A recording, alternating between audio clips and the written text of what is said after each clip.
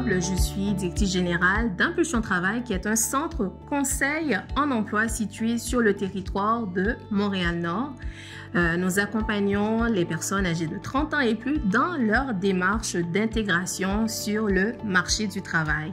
Donc, le rôle d'Impulsion Travail au sein du comité inclusion sociale et économique, c'est vraiment un rôle aligné à la mission première d'Impulsion Travail, qui est de ramener les enjeux en lien avec l'employabilité, surtout celle des personnes issues de l'immigration qui font face à des défis multiples.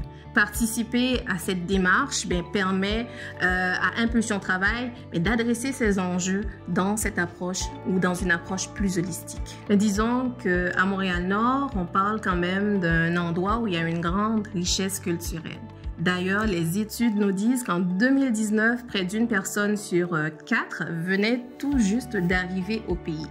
Puis, on parle beaucoup des personnes qui viennent d'Haïti, de l'Algérie. Et c'est clair que oui, c'est des parcours uniques, mais il y a une réalité commune, c'est celle des barrières. C'est clair que ces personnes vivent des défis qui sont bien connus de l'immigration. Donc, on parle quand même de fragilité financière, de déqualification, de non-reconnaissance des diplômes.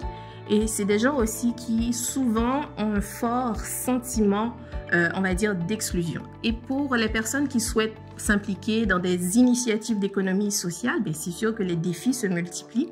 Donc, il y a déjà l'enjeu de la langue, les barrières linguistiques, l'accès à de l'information. Et souvent, c'est des gens qui n'ont que le réseau nucléaire. Donc, c'est très difficile pour ces personnes-là de se lancer parce qu'il n'y a pas assez de modèles, pas de visage assez familier dans le milieu. Un constat, c'est que beaucoup de ces personnes ne savent même pas qu'elles portent des projets d'économie sociale parce que souvent, dans ces pays-là, c'est pas assez valorisé. Parce que les gens le font pas par passion, mais surtout par survie. C'est très informel et c'est associé à ce qu'on appelle de la débrouillardise. Et c'est pour ça que ces préjugés persistent même quand les gens ils arrivent ici et au sein même de ces communautés. Et le dernier constat, c'est que très peu de ces personnes-là aussi accèdent à des lieux de décision. Mais c'est sûr qu'il y a des barrières, pourtant on peut les faire tomber, mais on peut le faire ensemble. Donc voilà pourquoi ces recommandations sont extrêmement pertinentes, parce qu'il ne faut pas voir l'économie sociale comme étant un modèle éloigné, mais plutôt un tremplin accessible. Et en termes de levier dans les recommandations, donc c'est vraiment important qu'il y ait vraiment des liens qui soient créés dans l'écosystème, que ce soit entre les entreprises, entre les organismes communautaires et les personnes nouvellement arrivées. Donc c'est tellement important de rendre l'information visible, lisible et compréhensible, et cela dans plusieurs langues, pourquoi pas, dans des lieux fréquentés majoritairement par ces communautés-là.